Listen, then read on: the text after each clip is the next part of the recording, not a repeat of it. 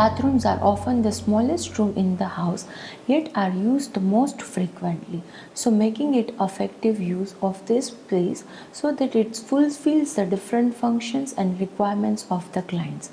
Designers' bathrooms don't just offer the aesthetic appeals or a durability, but a good design principles are applied to a bathroom.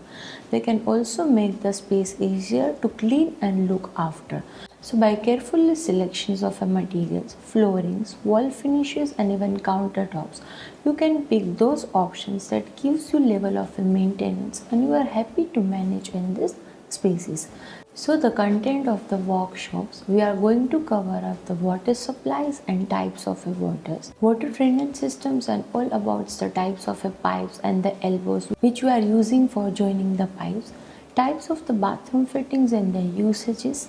all about the circulation spaces of bathrooms, wall claddings and floor covering materials and their various finishes and which finishes will be appropriate and how to finish various materials,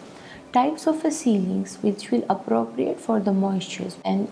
designing of a base cabinets and customized wash basins, types of the mirrors and their installations techniques and plannings and how to execute the bathroom in a perfect way.